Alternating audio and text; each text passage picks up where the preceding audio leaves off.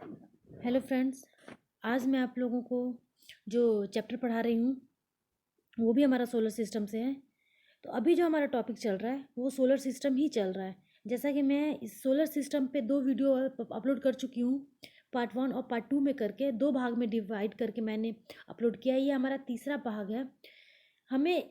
मुझे ये video 3 part में इसलिए बनाना पड़ा क्योंकि जो सोलर सिस्टम है उनमें जो कंटेंट्स मैंने ऐड किए हैं वो काफ़ी लंबा चला गया है और एक ही वीडियो में ये पॉसिबल नहीं था आप लोगों को पढ़ाना। आप लोग भी बहुत ज़्यादा कंफ्यूज कर जाते, इस वजह से ये 3 पार्ट में बनाना पड़ा। तो आप लोगों को अगर सोलर सिस्टम के बारे में पढ़ना है, जो कि बहुत इंपॉर्टेंट चैप्टर है एग्ज़ाम्स के व्यू से अगर हम बात करें, और सीटेट टैट या किसी भी शिक्षक भर्ती के लिए या किसी भी कॉम्पिटेटिव एग्जाम जीके जीएस के लिए, तो सोलर सिस्टम जो चैप्टर है बहुत इंपॉर्टेंट है और उससे क्वेश्चन हर साल आते ही आते हैं। इसलिए इसको मैंने आप लोगों को 3 पार्ट में करके काफ़ी अच्छे से बताया है। तो आप लोगों को सोलर सिस्टम के को पढ़ने के लिए तीनों पार्ट देखना बहुत ही ज़रूरी है। ये हमारा आखिरी पार्ट है, यानी तीसरा पार्ट। तो सोलर सिस्टम जो है उसके बारे में अगर हम बात करें, इंट्रोड्यूस कराएं सोलर सिस्टम से, तो सोलर सिस्टम जैसा कि सौरमंडल भी बोलते हैं हिंदी में। यहाँ पे मैंने आप लोगों को डायग्राम में बताया है कि सोलर सिस्टम में sun, planet, satellites, asteroid, meteoroids and comets, ये सभी जो हैं सोलर सिस्टम के सदस्य माने जाते हैं, यानी सदस्य हैं जिसका मुखिया सूर्य होता है।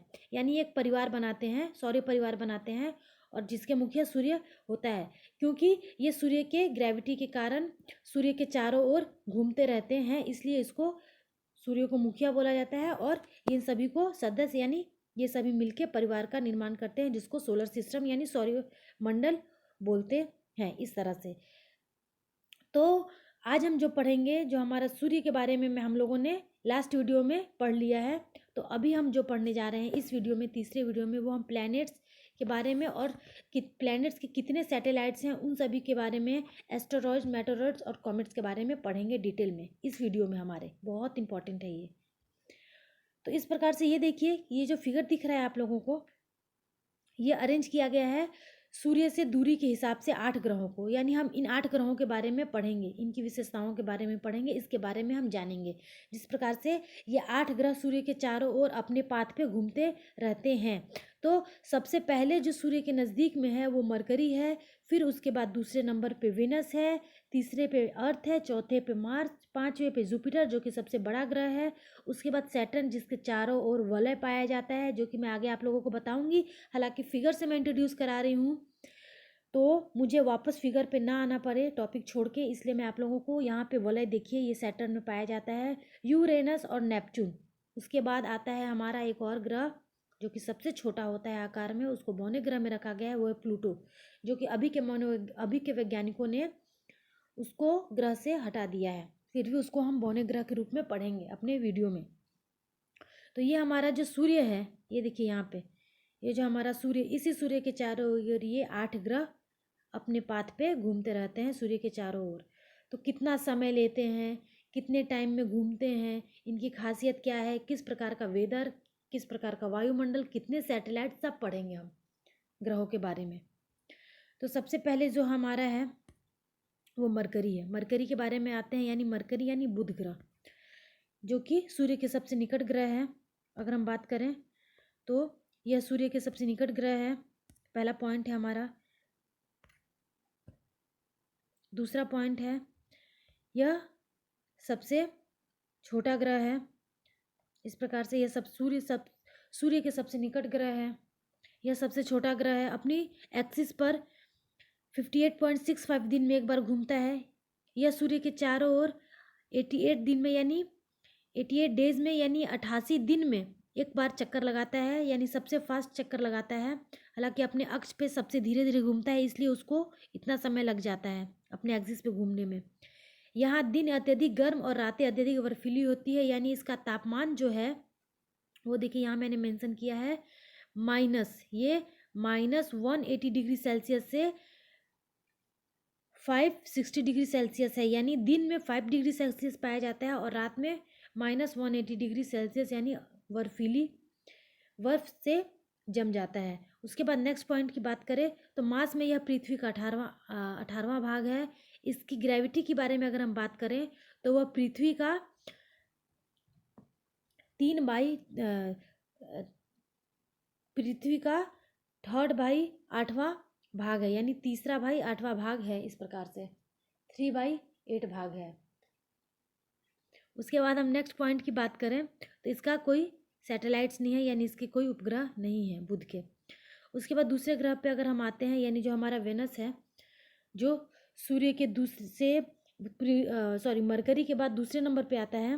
तो यह ग्रहों में पृथ्वी के सबसे निकटतम ग्रह है। जिस प्रकार बुध सूर्य के सबसे निकटतम ग्रह है, यहाँ पे देख लिया है, देखो आप लोग, उसी प्रकार शुक्र जो है वो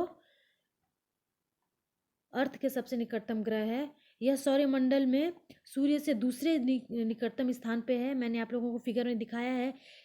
इसको शाम का तारा यानी इवनिंग स्टार और सुबह का तारा यानी मॉर्निंग स्टार के रूप में ज़्यादा प्रसिद्ध है। यह सबसे गर्म ग्रह है। लोग बुध को सबसे गर्म ग्रह मान लेते हैं क्योंकि उनका बहुत बड़ा कन्फ्यूज़न रहता है इस कारण, क्योंकि वह सूर्य के सबसे नज़दीक है। लेकिन अगर एग्ज़ाम से पूछा जाए तो शुक्र सबसे गर्म ग्रह है। तो ये कन्फ्यूज़न आप लोग स्टूडेंट मत करिएगा, एग्ज़ाम्स में ये सबसे नोटिस करने वाली बात है, ये शुक्र ग्रह के बारे में। उसके बाद हम बात करें तो इसे सांझ का तारा या भोर का तारा कहा जाता है, क्योंकि यह शाम में पश्चिम दिशा में तथा सुबह में पूरब की दिशा में आकाश में दिखाई पड़ता है। इसलिए अगर हम इनडायरेक्टली बात करें तो सूर्य को सांझ का तारा, भोर का तारा, पृथ्वी की जुड़वा बहन और पृथ्वी की पड़ोसी या निकटतम पड़ोसी भी बोला जाता है। जो मैंने आप लोगों को अभी ये पॉइंट कवर किया है, यही पॉइंट एग्जाम्स में खास करके पूछे जाते हैं शुक्र के बारे में। उसके बाद हम बात करें शुक्र की और विशेषता के बारे में, तो यह शुक्र ग्रह के वायुमंडल में 90 से 95% कार्बन डाइऑक्साइड गैस पाया जाता है। इसका भी कोई उपग्रह नहीं है। नेक्स्ट पॉइंट, इसे पृथ्वी की बहन भी कहा जाता है क्योंकि पृथ्वी और शुक्र के कई लक्षण एक समान हैं। भार, आकार, अगर इस सब के बारे में बात करें तो ये जो है वो अर्थ के समान शुक्र ग्रह में के लक्षण दिखाई पड़ते हैं। इसलिए इसको पृथ्वी की बहन या जुड़वा बहन या पृथ्वी की भगनी भी बोला जाता है। तो इस तरह से कोई भी नाम लिया जाए पृथ्वी से कंपेयर करके तो आप लोग शुक्र को जरूर टिक करना।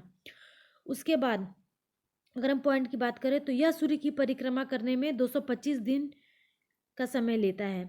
इसके चारों ओर सल्फ्यूरिक एसिड जमे हुए बादल हैं सूर्य के। यहाँ रात तथा दिन के तापमान लगभग समान होते हैं। यह अन्य ग्रहों के विपरीत क्लॉकवाइज डायरेक्शन में घूमता है।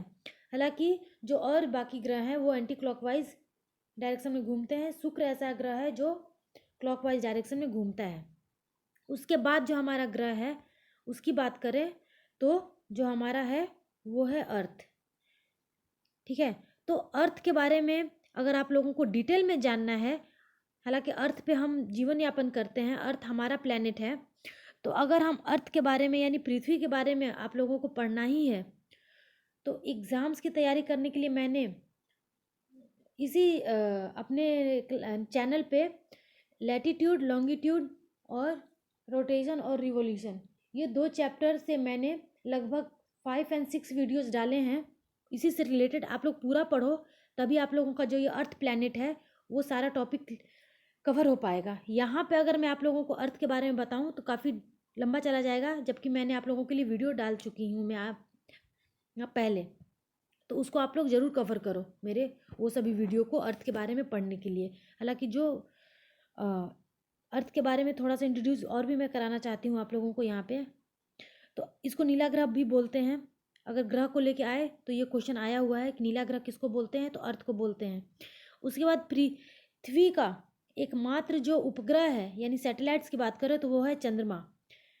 इसको नीला ग्रह क्यों बोलते हैं उसका रीज़न यहाँ पे मैंने 3rd पॉइंट में दिया है कि पृथ्वी में का जो है वो 71% भाग जल मंडल और 29% भाग स्थल मंडल है। यानी 71% भाग जल से घिरा हुआ है और 29% ही जो स्थल मंडल है। यानी अगर आप लोग ग्लोब पे देखोगे तो ग्लोब हमारा नीले कलर का दिखाई देता है अधिकतर पार्ट, इसलिए उसको नीला ग्रह बोलते हैं। और पानी की मात्रा यहाँ ज़्यादा है इसलिए इसको वो नीला दिखाई देता है ग्लोब पे, और इसलिए उसको नीला ग्रह बोलते हैं। उसके बाद हमारा जो नेक्स्ट पॉइंट है वो है पृथ्वी अपनी धुरी पर यानी अपने एक्सिस पर पश्चिम से पूर्व की ओर यानी एंटी क्लॉकवाइज डायरेक्शन में घूमती है, जो कि कितने स्पीड में घूमती है, वो है 1610 किलोमीटर प्रति घंटे की गति से घूमती है। और इस घंटे से इतने स्पीड में घूमने से जो वो टाइम लेती है अपने एक्सिस में एक चक्कर पूरा करने में, वो है लगभग 23 घंटे 56 मिनट और 4 सेकंड में एक चक्कर लगाती है अपने एक्सिस का, अगर इतने स्पीड से घूमे तो। यानी इसको अबाउट में बोल सकते हो, यानी 24 आवर्स का समय लेती है। तो इस गति को हम क्या बोलते हैं? रोटेशन यानी घूर्णन, जो कि मैं आप लोगों को पढ़ा चुकी हूँ, आप लोग ज़रूर देखें वीडियो। उसके बाद हम बात करें इसी अर्थ में अपने नेक्स्ट पॉइंट की, तो पृथ्वी की दैनिक घूर्णन गति के कारण दिन एवं रात और वार्षिक परिभ्रमण गति के कारण ऋतु परिवर्तन होता है। यानी इसको रिवॉल्यूशन की गति बोलते हैं, ठीक है, यहाँ पे, जिसके कारण ऋतु परिवर्तन होती है। तो इस प्रकार, और घूर्णन गति के कारण दिन और रात में परिवर्तन होता है। हमारा नेक्स्ट पॉइंट है पृथ्वी का परिभ्रमण पथ एवं पृथ्वी का तथा सूर्य के बीच की दूरी में परिवर्तन होता रहता है। इस प्रकार से अगर हम बात करें तो मैंने आप लोगों को डायग्राम के सहित अपने वीडियो में समझाया है, जो मैं आप लोगों को अपलोड की हूँ, रोटेशन और रिवॉल्यूशन। वहाँ आप लोग जाके पढ़ें इसके बारे में डिटेल में। तो वहाँ पे जो है, जैसे जिस प्रकार के हम जानते हैं कि रिवॉल्यूशन में सूर्य के चारों ओर एक दीर्घवृत्ताकार कक्ष में जो हमारा अर्थ है, यानी अपने ऑर्बिट पे सूर्य के चारों ओर घूमते रहता है। तो वो जो घूमते रहता है तो उसकी कभी दूरी सूर्य से ज़्यादा होती है और कभी नज़दीक होती है, ठीक है। तो इस कारण वो क्या होता है कि कभी सूर्य के नज़दीक आता है और कभी दूर जाता है, क्योंकि वो अपने जो उसका पाथ है, अपने जो उसका ऑर्बिट है, वो उसके अकॉर्डिंग, उसकी जो ग्रेविटी है उसके कारण भी कभी दूर और कभी नज़दीक, और उसका जो कक्ष है उसके कारण भी। तो इस कारण अगर हम इस पॉइंट को पूरा करें तो यह दूरी में 3 जनवरी को न्यूनतम एवं 4 जुलाई को अधिकतम होती है। यानी 3 जनवरी को जो होता है वह पृथ्वी के सूर्य के सबसे नज़दीक आती है और 4 जुलाई को दूर जाती है, यानी इसको अपसौर और उपसौर की स्थिति भी बोलते हैं। तो इस तरह से आप पढ़ सकते हो जाके मेरे वीडियोज़ में।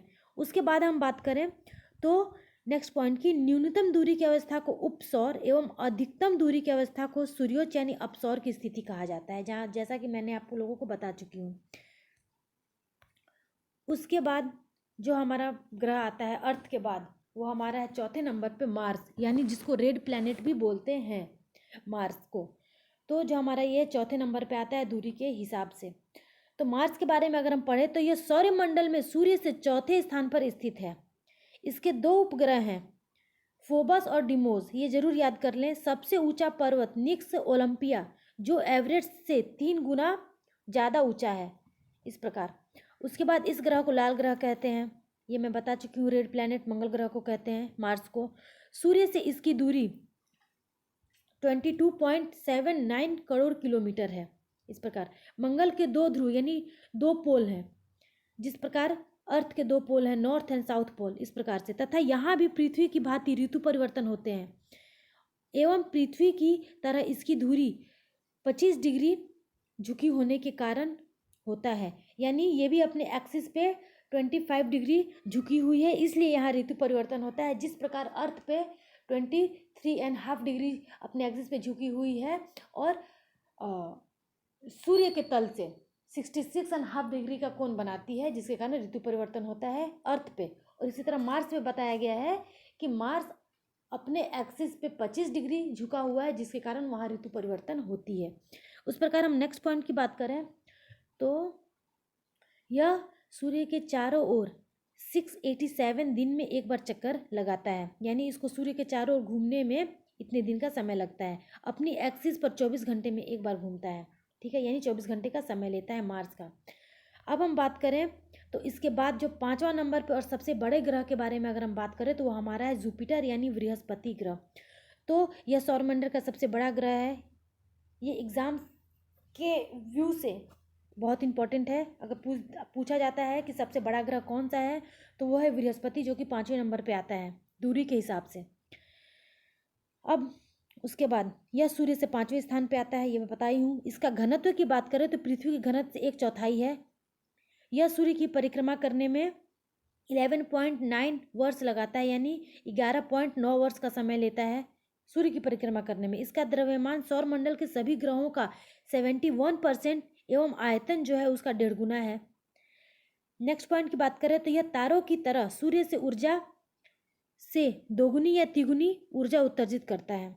इस प्रकार अगर हम बात करें तो यह तारों की तरह यह भी जो सूर्य से जो ऊर्जा ये ग्रहण करता है वो दोगुनी या तिगुनी ऊर्जा उत्सर्जित रिलीज करता है। इस तरह अगर हम बात करें बृहस्पति के बारे में। उसके बाद हम बृहस्पति के नेक्स्ट पॉइंट के बारे में बात करें तो यह अपनी एक्सिस पर 10 घंटे में एक बार घूमता है, यानी अपनी धुरी पर 10 घंटे में एक बार घूमता है, जिससे कि मैं सभी का नोटिस मैं आप लोगों को करवा रही हूँ, सभी की एक्सिस पे घूमने की क्रिया। तो जो बृहस्पति है वो 10 घंटे में अपने एक्सिस का एक चक्कर लगाता है। इसकी अपनी रेडियो ऊर्जा यानी रेडियो एनर्जी है। ये एग्जाम्स में आप लोग माइंड में बैठा लीजिए, ये जो हमारा पॉइंट है अगर पूछ दिया जाए आप लोगों के पास कि किस ग्रह के पास रेडियो एनर्जी है तो वो बृहस्पति के पास है। हमारा नेक्स्ट पॉइंट है इसके वायुमंडल में अधिकांशतः हाइड्रोजन और हीलियम गैस है। हमारा नेक्स्ट पॉइंट है इसके जो उपग्रह के बारे में अगर हम बात करें तो इसके 79 उपग्रह हैं। उसके बाद हमारा नेक्स्ट पॉइंट है शनि के समान इसके उपग्रहों के कुछ विपरीत तो कुछ अनुकूल दिशा में परिक्रमा करते हैं रहते हैं, यानी कुछ क्लॉकवाइज तो कुछ एंटी क्लॉकवाइज दिशा में परिक्रमण करते रहते हैं। उसके बाद जो हमारा ग्रह आता है वो है सैटर्न यानी शनि। तो शनि ग्रह के बारे में अगर हम बात करते हैं तो यह नंगी आंखों द्वारा दिखाई देने वाला दूर का ग्रह है। नंगी आंखों से दिखाई देने वाला जो ग्रह है वो मैंने आप लोगों को अपने लास्ट वीडियो में बताया है, जो ग्रह को नंगी आंखों से देखा जा सकता है। तो शनि भी उसमें से एक ग्रह है जिसको नंगी आंखों से दिखाई देने वाला दूर का ग्रह है। यह आकाश में पीले तारे के समान दिखाई देता है। ये बहुत इंपॉर्टेंट है कि पीले तारे के समान या पीले रंग का कौन सा ग्रह दिखाई देता है तो वो है शनि। यह बृहस्पति के बाद दूसरा बड़ा ग्रह है। अगर घटते क्रम में और आकार के हिसाब से हम और प्लैनेट्स को अरेंज करें तो बृहस्पति के बाद शनि सबसे बड़ा ग्रह है। बृहस्पति के बाद इसके उपग्रह की अगर हम बात करें नेक्स्ट पॉइंट की तो इसमें 82 सनलाइट्स उपग्रह हैं इसमें, यानी इससे पहले 62 उपग्रह थे। हालांकि अभी हाल में ही खोज वैज्ञानिकों ने 20 उपग्रह को इसके और भी खोज किए हैं जिससे ये 82 हो गया है। तो अगर एग्ज़ाम्स में ये आप लोगों को अपडेट रहना बहुत ज़रूरी है कि पहले जब भी एग्जाम्स में शनि के उपग्रह आते थे तो आप लोग 62 में टिक करके आते थे, लेकिन अभी इसका खोज 20 और ज़्यादा हो चुका है उपग्रहों की, तो टोटल उपग्रहों की संख्या 82 हो गई है, जिसके कारण अभी तक से शनि को सबसे ज़्यादा उपग्रह वाला ग्रह माना जाता है। इससे पहले बृहस्पति को माना जाता था। ठीक है, तो यहाँ पे आप लोग डिटेल पढ़ लीजिएगा। यहाँ मैंने नोट कर दिया है कि पहले बृहस्पति को माना जाता था सबसे अधिक बड़ा ग्रह वाला, सबसे अधिक ग्रह वाला प्लैनेट, अब शनि को माना जाता है। और क्यों माना जाता है यहाँ मैंने आप लोगों को बता दिया। उसके बाद हम शनि के बारे में बात करें तो इसका व्यास की बात करें तो इसकी व्यास जो है वो 1,20,536 किलोमीटर है। यह सूर्य की परिक्रमा करने में 29.5 वर्ष यानी 29.5 साल में यह सूर्य की एक परिक्रमा पूरा करता है। इस प्रकार इसका सबसे बड़ा उपग्रह है टाइटन। ये सभी मेन इंपॉर्टेंट पॉइंट है, इसको जरूर नोट करते जाएं। ये एग्जाम से पूछे जाते हैं कि सबसे बड़ा उपग्रह शनि का कौन सा है, तो वो टाइटन है। कितने वर्ष में सूर्य की परिक्रमा करता है, ये आपको सारे ग्रहों के बारे में पूछ सकता है, तो ये सभी आपको लोगों को नोटिस करना है। सूर्य के छठे स्थान पर स्थित है दूरी के हिसाब से। इसका घनत्व पृथ्वी के घनत्व से कम है। हालांकि अब तक तो सभी घनत्व कम ही पढ़े हैं हम लोगों ने पृथ्वी से ग्रहों का। इसके उपग्रह टाइटन पर नाइट्रोजन वाला वायुमंडल है जो कि सबसे बड़ा इसका उपग्रह है। इसकी विशेषता इसके चारों ओर वलय का होना, मैंने फिगर में आप लोगों को नोटिस कराया था। सैटर्न के चारों ओर वलय है। वलय क्या होती है तो यहाँ पे मैंने देखिए लिखा है मोटी प्रकाश वाली कुंडली। वलय की संख्या कितनी है तो 7 है। 7 वलय से वो घिरा हुआ है हमारा सैटर्न। इस तरह से अब उसके बाद हम बात करें जो हमारा ग्रह है दूरी के हिसाब से तो यूरेनस यानी अरुण। अरुण के बारे में अगर हम बात करें तो यह आकार में तीसरा सबसे बड़ा ग्रह है। क्रम वाइज में अगर हम सजाएं आकार में घटते क्रम में तो शनि के बाद यह तीसरा बड़ा ग्रह है यूरेनस। दूसरा पॉइंट है यह ग्रह सूर्य के 7वें स्थान पर है दूरी के हिसाब से। इसके 15 उपग्रह हैं। इसके चारों ओर बहुत धुंधले वलय, ठीक है, धुंधले वलय, इसके भी चारों ओर धुंधले वलय पाए जाते हैं। जिस प्रकार से धुंधले हैं यानी वो स्पष्ट नहीं दिखाई देते हैं, जैसे शनि के तो स्पष्ट दिखाई देते हैं। तो बहुत जगह ऐसा है कि बहुत वैज्ञानिकों ने कहा है कि 13 वलय हैं, किसी ने कहा है कि 9 है, किसी ने कहा 8 है, लेकिन यहाँ पे जो 5 वलय जो इंपॉर्टेंट है उसका नाम आप लोगों को जो याद रखने की जरूरत है, एग्जाम्स में जो पूछे जाते हैं, आप लोगों को सभी याद नहीं करने, वो मैंने यहाँ पे अगर मैं बताना चाहूँ तो इसके चारों ओर 5 बहुत धुंधले वलय हैं, अल्फा, बीटा, गामा, डेल्टा और इप्सिलॉन के हैं। यानी ये पांचों नाम आप लोग याद कर लें, ये बहुत इंपॉर्टेंट है, पूछा जा सकता है किसी भी एक के बारे में। तो 5 वलय हैं, ये पांचों वलय का नाम। इसके वायुमंडल में, नेक्स्ट पॉइंट है हमारा, इसके वायुमंडल में मीथेन गैस है। जब सबके वायुमंडल में गैसों का मैंने जिक्र किया है तो इसके वायुमंडल में मीथेन गैस है। किसके? यूरेनस के। यह शुक्र की तरह अन्य ग्रहों के विपरीत क्लॉकवाइज डायरेक्शन में घूमती है। ठीक है, मैंने जैसे बताया है था कि शुक्र जो है वो दक्षिणावर्त में घूमती है, यानी क्लॉकवाइज घूमती है, और बाकी सब एंटी क्लॉकवाइज, और यूरेनस भी क्लॉकवाइज ही घूमती है। तो आप लोग दिमाग में रखने रहा, यूरेनस और शुक्र ये 2 ग्रह हैं वो जो क्लॉकवाइज डायरेक्शन में घूमती है। ये आप लोगों को कंफ्यूज करने के लिए पूछा जा सकता है एग्जाम्स में। उसके बाद यह 84 वर्ष में सूर्य की परिक्रमा करता है। यह एक मात्र ऐसा प्लैनेट है जो एक ध्रुव से दूसरे ध्रुव तक अपने परिक्रमा कक्ष में लगातार सूर्य के सामने रहता है। हाँ, ये जब भी अपने पाथ पे यानी जब अपने ऑर्बिट पे जब भी घूमते रहता है तो यह हमेशा सूर्य के सामने दिखता है। ठीक है, यह एकमात्र ग्रह है, ये जरूर नोटिस कर लीजिएगा, जो एक अलग बातें बताई गई है प्लैनेट के बारे में। यानी चारों तरफ ऐसे घूमता है तो यह सूर्य के सामने ही दिखता है, यानी नीचे ऊपर करके, हाँ, वो चारों ओर घूमते रहता है तो वो सूर्य के सामने ही दिखता है इस प्रकार से।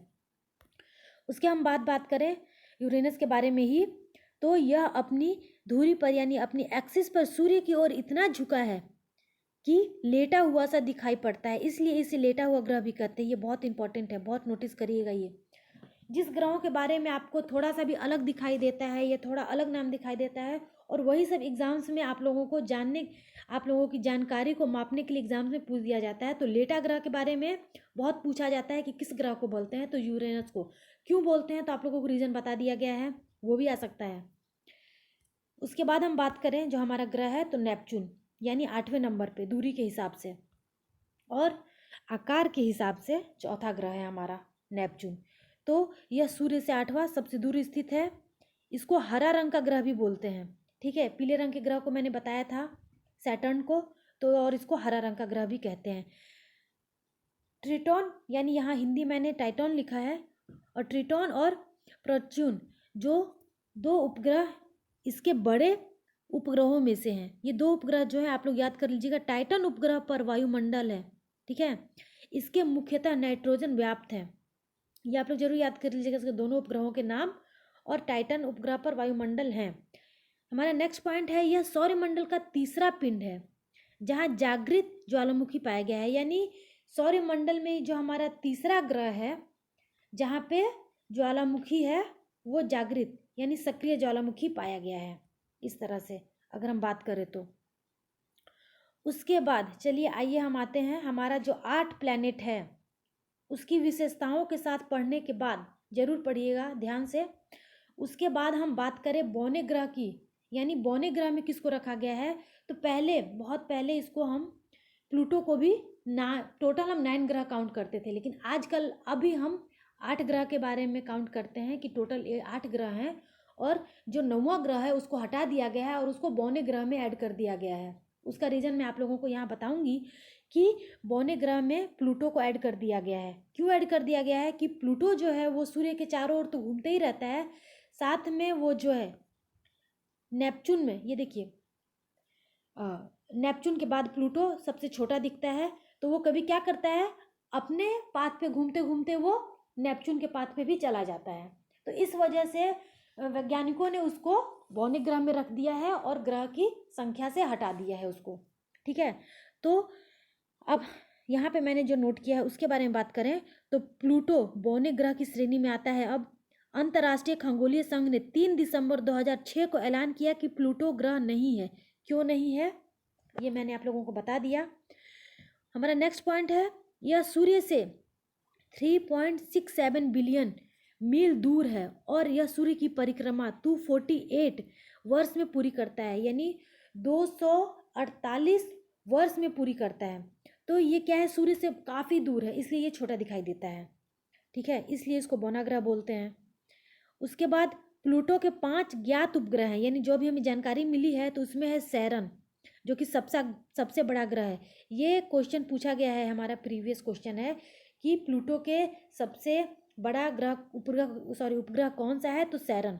उसके बाद अन्य बौने ग्रह की अगर हम बात करें, जो हमारा पॉइंट है अन्य ग्रह, एक तो ये प्लूटो है हमारा बौना ग्रह, और अन्य बौने ग्रह में सेरस है हमारा बौना ग्रह, चेरॉन है, और 2003 में फाइंड आउट किया गया था, जो कि यूबी 313, जिसको इरिस बोलते हैं, ये ग्रह।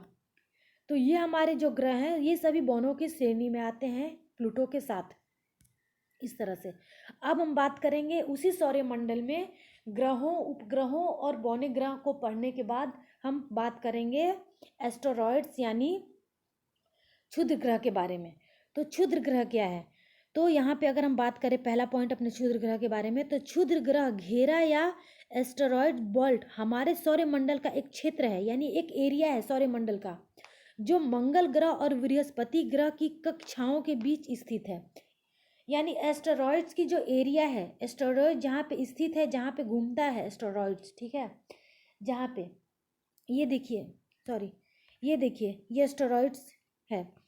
तो ये देखिए, ये जो वाइट कलर के छोटे छोटे जो ये दिख रहे हैं गोल गोल में, ये कहाँ स्थित है, ये जुपिटर है हमारा, ये देखिए ये जुपिटर है कक्ष, और ये हमारा क्या है, ये मार्स है, ये जुपिटर और मार्स, इसके बीच में है ना ये गोल, इस तरह से स्थित है इसकी एरिया।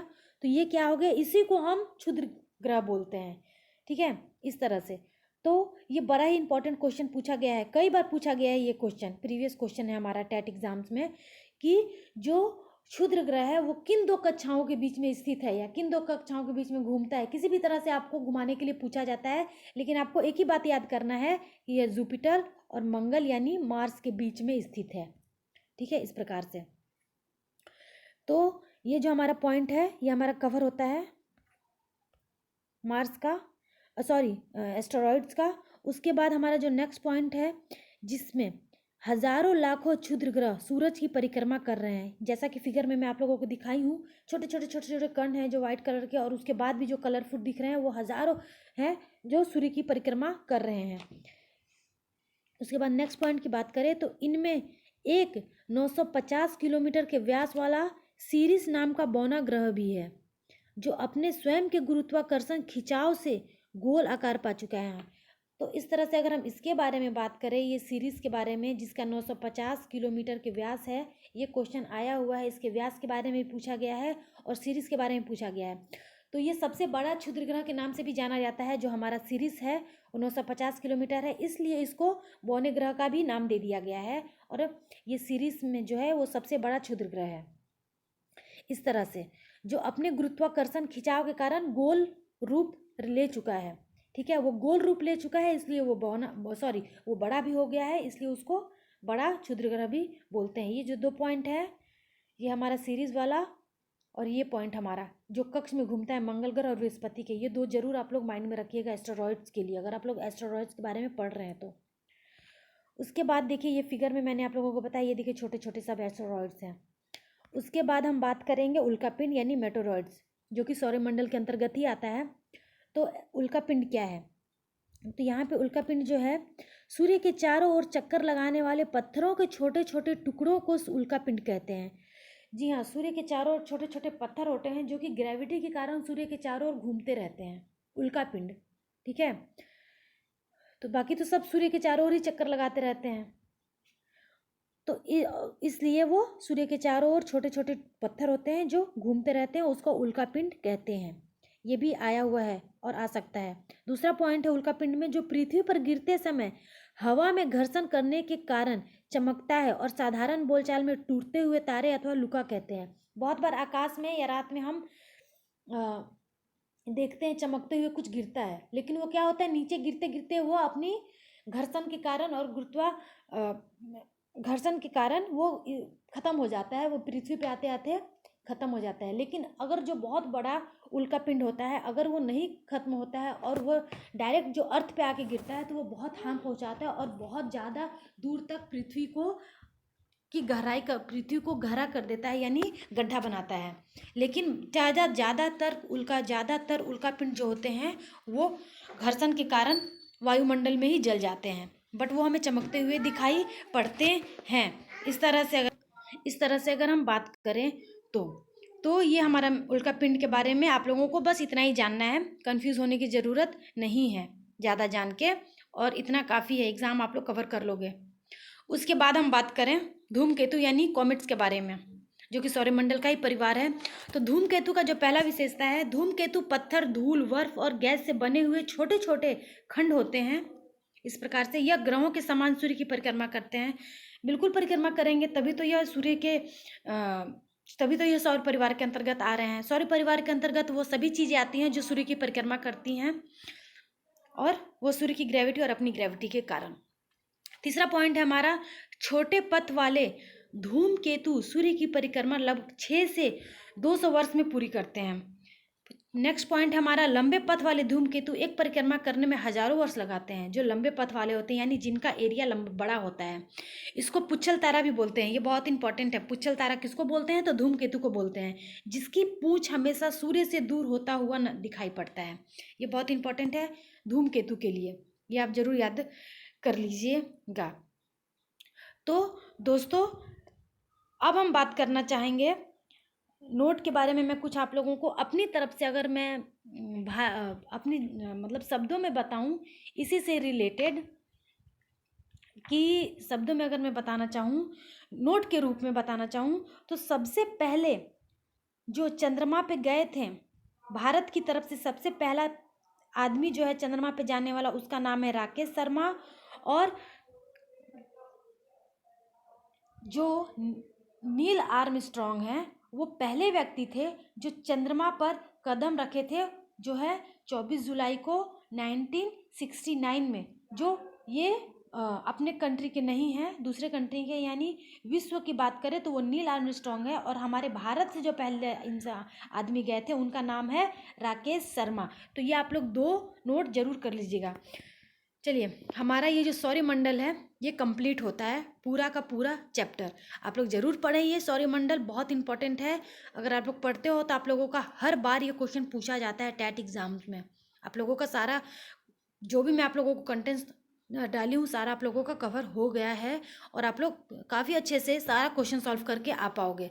मेरा तीनों वीडियो देखिए सौरमंडल से, जो भी मैंने पार्ट 1, पार्ट 2 और पार्ट 3 करके डाला है, वो ज़रूर देखें, तीनों पढ़ें, तभी आप लोगों को पूरा समझ में आएगा।